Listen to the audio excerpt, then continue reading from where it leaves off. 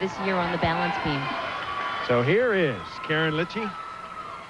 Now, interestingly, at the start of the year, she had a slip in the UCLA meet, got a 9.325. So she's not highly ranked, but she is marvelous. She absolutely is. And, you know, this is really her year. Her senior campaign, she should win it all at Nationals. A full twisting double back in the pike position.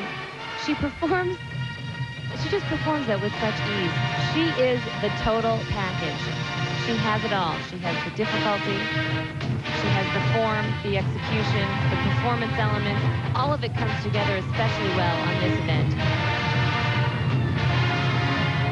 A front double full.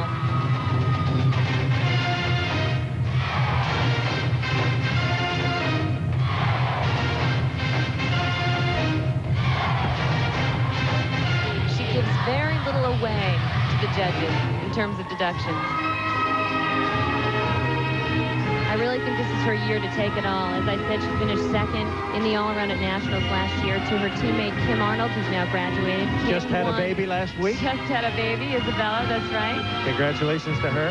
And she finished #1 in the all-around for the 2 previous years. So Kim's graduated and on her way, and I think it's time for Karin Lichey to take over the reins. She's been ranked #1 practically every season, all season long.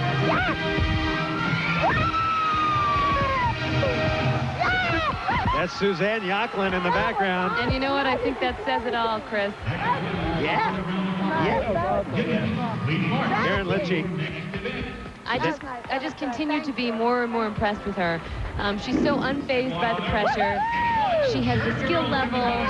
She has the performance elements. She really has it all, the total package. Suzanne told me once, she owns the gym. She is the best.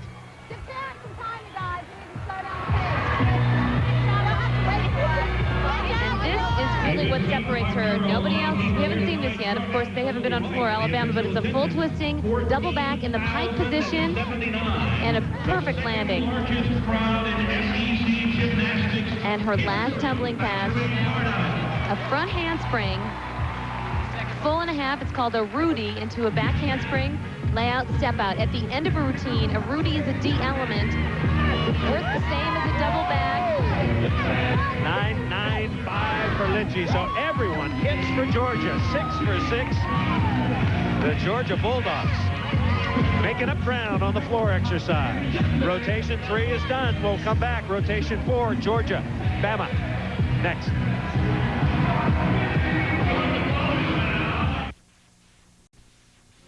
Coleman Coliseum, Tuscaloosa, Alabama. You're looking at the second largest crowd in SEC gymnastics history.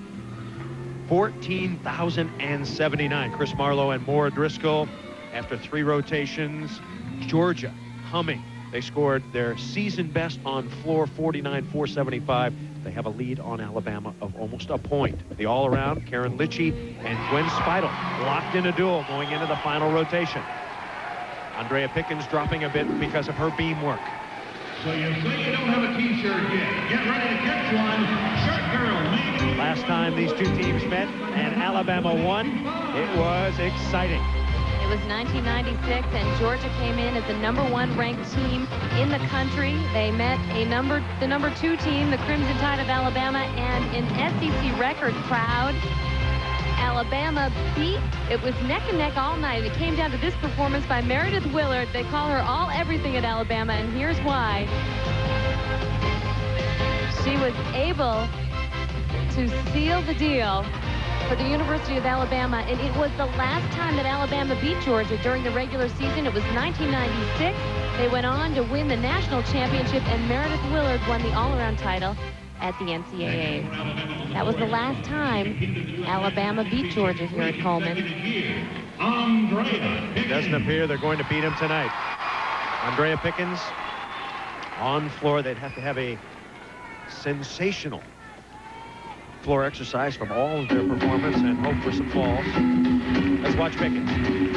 This music is tequila, and when she raises her arms in the air, instead of everybody yelling tequila, everybody yells Andrea. So listen up. Open to the front through to a double tuck. Mandy Chapman, the first Bama floor competitor at 9.825. 9.825 Chapman.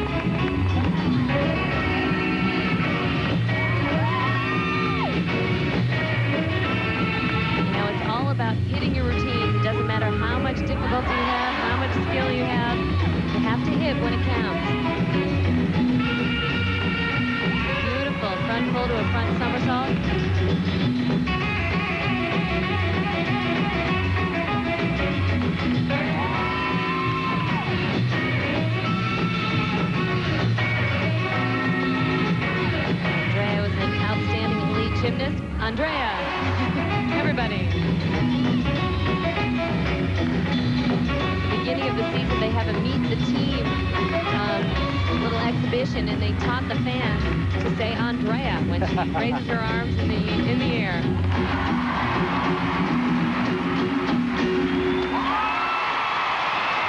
And they loved that.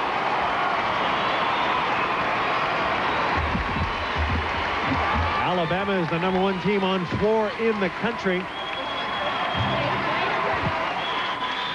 And her first tumbling pass is a front through to a double back. This is actually a watered down pass for her. She's able to do a more difficult pass, but nice and high. You can see it's very simple for her.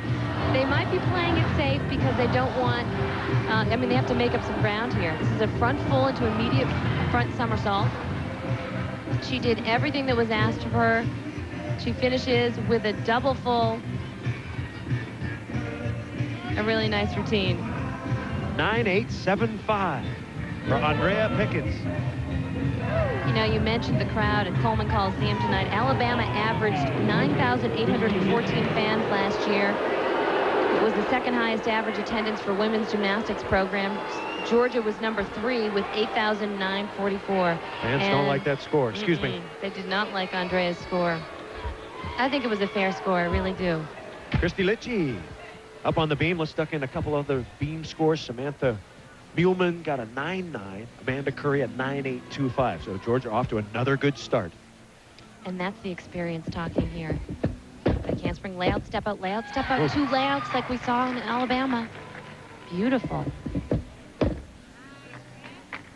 You know, because Georgia has 4 seniors who were a huge part of the '98 national championship team last year, and Alabama is a young team, Georgia had the edge going into this competition with experience and ability, but they had to hit.